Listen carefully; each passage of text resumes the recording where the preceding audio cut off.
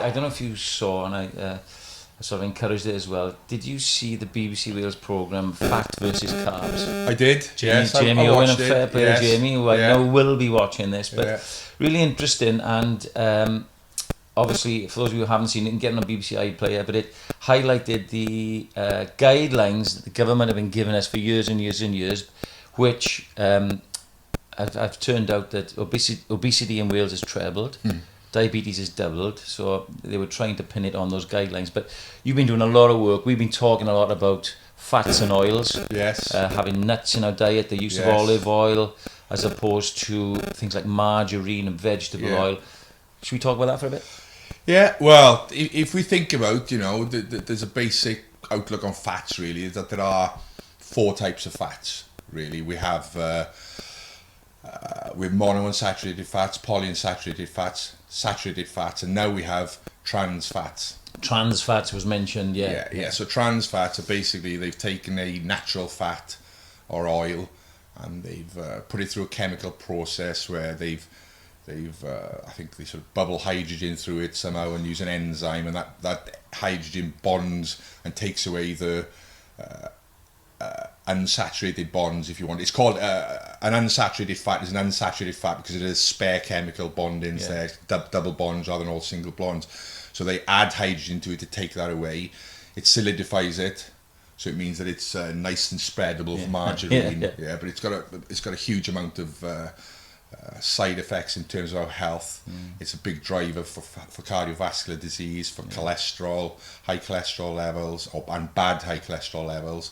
It it causes inflammation, and probably it's one of the, that along with sugar are the 2 real drivers, I suspect, for health problems and obesity problems in the world at the moment.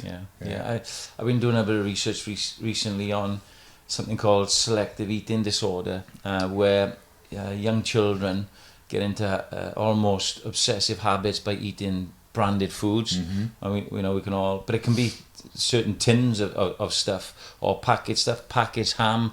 With kids, packed lunches, they always it's easy for mums and dads to buy the packaged ham, the processed foods, and that's something you and I have been quite anti for a long time, isn't it? And we've even watched videos of this sort of ham and packaged stuff being made. And I think we've got to realise that if something is processed, there is a 99.9% chance that it's bad for your health. What did you say to me once about when you go shopping? Don't buy anything. Yeah, and if you can go to the supermarket, if it's in a box or a packet, you probably, or you have to buy it in a box or a packet, you shouldn't probably buy it. We can go around the supermarket and we can buy cheese that's already unwrapped.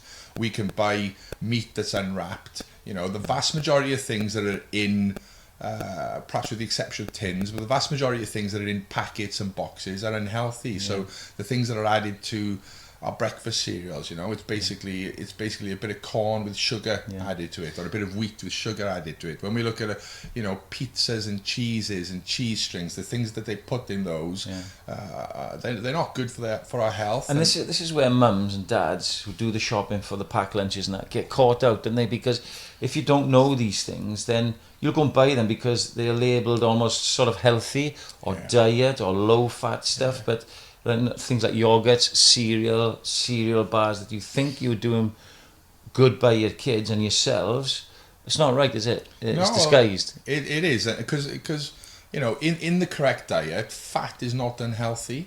If you can eat fat, and fat is an essential macronutrient for us. We need it, and we need all types of fats. But apart from the trans fatty acids, and what we don't need are products that are branded as healthy because they're low fat, because they've fat taken out of them, which then means they taste bad. So they have to add sugar or trans fatty acids. They have to do something to that product to make it taste better. And making it taste better, it's probably making it worse. In terms of our